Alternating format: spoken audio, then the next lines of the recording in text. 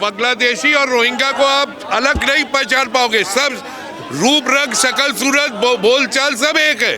और सब अपना आधार कार्ड दिखाने लगते हैं। वो वहाँ बॉर्डर पे बन रहा है। मालदा और मुर्शिदाबाद में दुकानें खुली हुई है।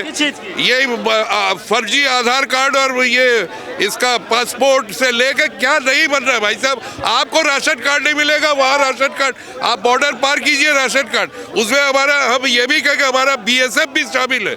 जो BSF बॉर्डर पे खड़ा है वो भी 50-100 रुपए लेके पार कर देता है आदमी को, समझ रहे। अगर आप कभी अभी आप बांग्लादेश के बॉर्डर पे चलिए, मेरा घर भी बॉर्डर के पास ही है। मैं मसलतपुर 24 परगना, ये जो अभी आप लोग टीवी में देख रहे हो ना, स्वरूप नगर और हाँ वो पूरा बॉर्डर पूरा लाखों बांग्लादेशी भागे हैं। मतलब लाखों बांग्लादेशी जाके यहाँ से ट्रेनों में भर भर के गए। लेकिन बंगाल के रहने वाले? मैं बंगाल का रहने वाला हूँ, 24 परगना मसलतपुर। जो आज बांग्लादेश में अभी हम लोग सचेते नहीं तो कुछ ही दिनों में पश्चिम बंगाल भी बांग्लादेश बन जाएगा, जहां हिंदुओं को काट काट के मारा जाएगा। अभी ये जो बंदा हुआ बाबरी मस्जिद बना रहा है, उसका क्या, हुमायूं कबीर। हाँ, हुमायूं कबीर, उसने खुद ही कहा था कि हम 70% है या 30% हिंदुओं को काट कर भागीरथी नदी में बहा देंगे। ममता बनर्जी ने उस आदमी को फ्री छोड़ दिया कि तुम उसको सारी वो दे दी, परमिशन दे दी कि आप अपनी वहाँ वो मस्जिद बनाने का कार्यक्रम करो। उनको कोई रोक टोक नहीं किया कि उसकी जो अभी पार्टी उसने लॉन्च की उसी जगह पे उसने। और पश्चिम बंगाल की हालत बांग्लादेश की तरह हो जाएगी अगर अभी भी हमारे हिंदू भाई इसी उसमें रहे कि वो बंगाली है, वो पंजाबी है, वो मद्रासी है, इसी उसमें रहेगा तो हिंदू सब काटे जाएंगे। अभी आपने तो ये जो यूपी में तो योगी सरकार रोहिंग्या बांग्लादेशियों पर कार्रवाई कर रही है। सुनिए, वो कार्रवाई कितनी हो रही अभी समझ में। नगर निगम के जितना कूड़ा उठाने वाले सब बांग्लादेशी है। सिर्फ अपने को कहते हैं कि हम आसाम के बरपेटा से आए, कोकड़ाझार से। हम हर जगह पे गए झुग्गियों में कवर करने के लिए, सब कह रहे हैं हम बारपेटा के। हाँ, सब उनका एक वो वहाँ से आते हैं, उनकी क्लास लगाई जाती है मदरसों में, और मदरसों में उनको पूरा सिखाया पढ़ाया जाता है कि क्या कहना है। तोते की तरह रटा दिया जाता है उनको कि एक हर बात एक ही जगह कि अब बरपेटा से आए, कोकड़ाझार से आए।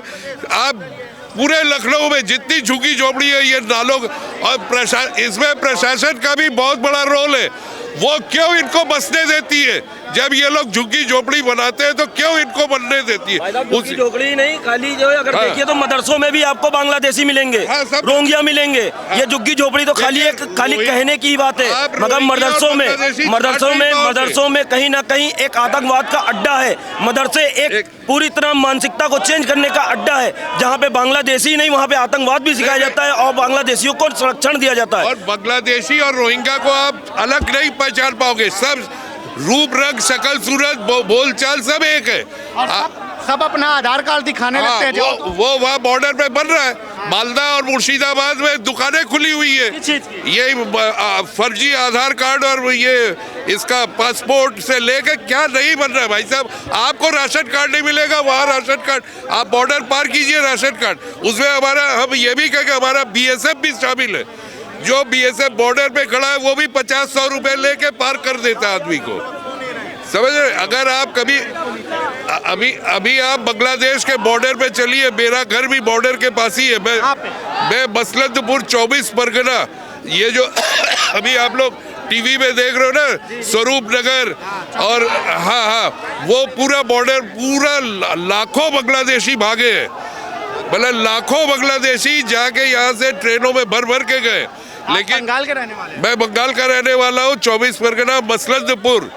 वहाँ बॉर्डर के रहने वाले? बॉर्डर मेरे घर से 30 किलोमीटर दूर है बॉर्डर।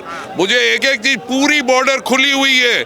स्मगलिंग यहाँ से ट्रक का ट्रक गाय भैंस सब जाता है, प्याज लहसुन से लेके सब बगैर रोक टोक के जाता है सब।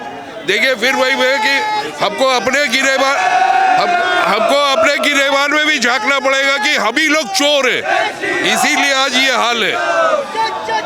तो बंगाल के इस समय हालात क्या हैं?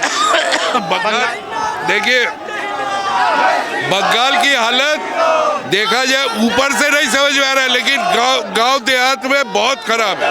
मतलब वहाँ अगर हिंदू आज कोई वो करता है, अभी परसों नरसों की बात है, एक स्कूल में स्टेज प्रोग्राम हो रहा था, एक गायिका वो गाना गा रही थी देशभक्ति के ऊपर, तो वहाँ का एक ग्राम प्रधान वो कहता बहुत हो गई देशभक्ति, अब जरा सेकुलर के गाने गाओ, इस्लामिक गाने गाओ। जो उत्तर प्रदेश में योगी सरकार घुसपैठियों पे कार्रवाई कर रही है, ये ठीक है? योगी जी की तरह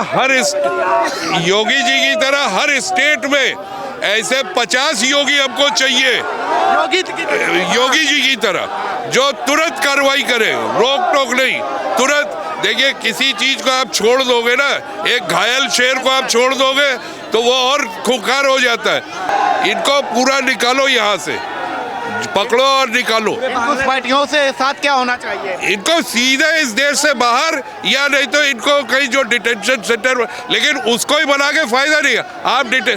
आप उनको खिलाओगे, आप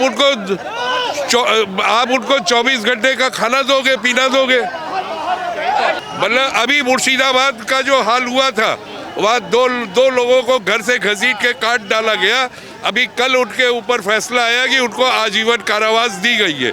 इन लोगों को फांसी क्यों नहीं दी जाती, हमको यही नहीं समझ में आता। फांसी होनी चाहिए, बिल्कुल होनी चाहिए।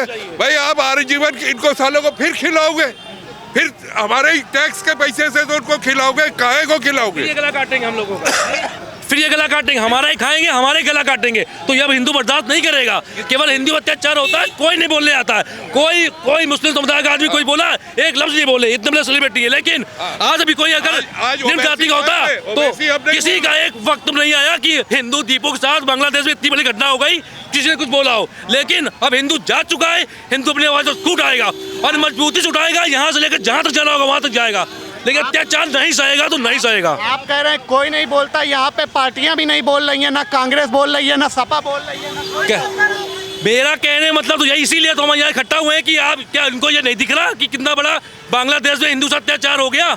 इसको कौन दिखाएगा? हम ही लोग दिखाएंगे। नहीं जाएंगे आज ज्यादातर परसेंट, उसके बाद दिल्ली तक जाएंगे, लेकिन इसको लेके जाएंगे। दीपू हत्या जो हुई है ये वेस्ट नहीं जाएगी। ये मत सोचो कि हर बार की तरीके हम लोग स्थान पर जाएंगे। ये सब बोलते क्यों नहीं है अखिलेश यादव जी? और इन्हीं के लिए इन्हीं को ये मैसेज जा रहा है कि होश में आ जाओ, 27 के चुनाव नजदीक है, एक और सीट नहीं मिलेंगी लखनऊ से, चले जाओगे। सत्या आ ही नहीं पाएगी 27 में। ये समाजवादी के लिए बिल्कुल मेरा ये वो है कि अगर हिंदू के साथ इतना अत्याचार करते रहोगे तो आप मुस्लिम के दम पे 2027 का जीत नहीं पाओगे चुनाव। ये हमारा हिंदू एक हो चुका है और उसको इसके लिए लड़का रहेगा। तो ये तुष्टीकरण करते हैं क्या और नहीं तो क्या करते? ये कहने की जरूरत है, ये तो सब देख रहा है। केवल तुष्टीकरण की राजनीति यहाँ पे हो रही है, बाकी कुछ नहीं है। यहाँ पे केवल हिंदुओं को दबाया जा रहा है, उनके साथ अत्याचार हो रहा है, कोई नहीं आता बोलने। यहाँ पे जब रोहिंग्या बांग्लादेशी घुसपैठियों पे कार्रवाई होती है तब बोलते हैं। तो रोहिंग्या पे तो हम ही लोग बोल रहे हैं ना, हिंदू जागरण। मैं चाहता हूँ एक भी जो रोहिंग्या है, बांग्लादेशी है, वो आज शायद तो बाहर हो जाए। हमारे देश में उनकी कोई जगह नहीं है, वो अपने देश जाए। योगी तो कार्रवाई, योगी जी को बहुत अच्छे हैं, उनसे कोई शिकायत नहीं है।